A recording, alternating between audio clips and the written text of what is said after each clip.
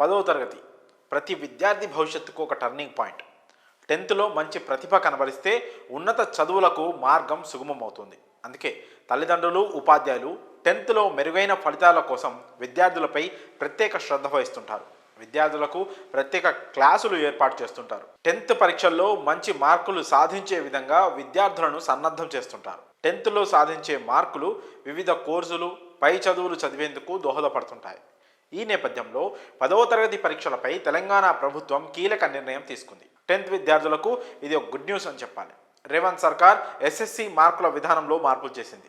10థ్లో grading విధానానికి స్వస్తి పలికింది పాఠశాల విద్యాశాఖ. ఇప్పటి వరకు 10థ్లో 20 ఇంటర్నల్ మార్కులు, 80 మార్కులకు ఫైనల్ పరీక్షలు నిర్వహిస్తుంటారు. విద్యార్థులకు 20 మార్కులను వారి ప్రతిభ ఆధారంగా టీచర్లు వేసేవారు. అయితే ఈ ఇంటర్నల్ మార్కుల కారణంగా కొంతమంది విద్యార్థులకు నష్టం జరుగుతోందన్న ఆరోపణలు వెల్లువెత్తాయి. ఇంటర్నల్ మార్కుల కేటాయింపులో పారదర్శకత కొరవడిందని ఆరోపణలు వచ్చాయి. కొందరు టీచర్లు ఉద్దేశపూర్వకంగా కొందరు విద్యార్థులకు ఎక్కువ మార్కులు, మరికొందరికి తక్కువ మార్కులు వేస్తున్నారనే విమర్శలు వచ్చాయి. ఈ నేపథ్యంలోనే తెలంగాణ ప్రభుత్వం ఇంటర్నల్ మార్కుల విధానాన్ని రద్దు చేసింది. ఇకపై 100 మార్కులకు 10థ్ ఫైనల్ పరీక్షలు నిర్వహించనున్నారు. 2024-25 విద్యా సంవత్సరం నుంచి ఈ నూతన విద్యా విధానం అమల్లోకి వస్తుందని విద్యాశాఖ ఉత్తర్వుల్లో పేర్కొంది. 2024-25 విద్యా సంవత్సరం నుంచి ఈ నూతన విధానం అమల్లోకి వస్తుందని విద్యాశాఖ ఉత్తర్వుల్లో పేర్కొంది.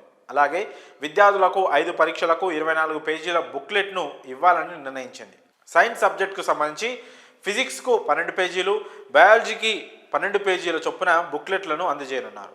ఈ దిశగా చర్యలు చేపట్టాలని అన్ని జిల్లాల విద్యాశాఖ అధికారులకు ఉత్తర్వులు జారీ చేసింది. ఇంటర్నల్ మార్కుల విధానాన్ని రద్దు చేయడం వల్ల 10థ్ విద్యార్థులకు లాభం చేకూరనుంది.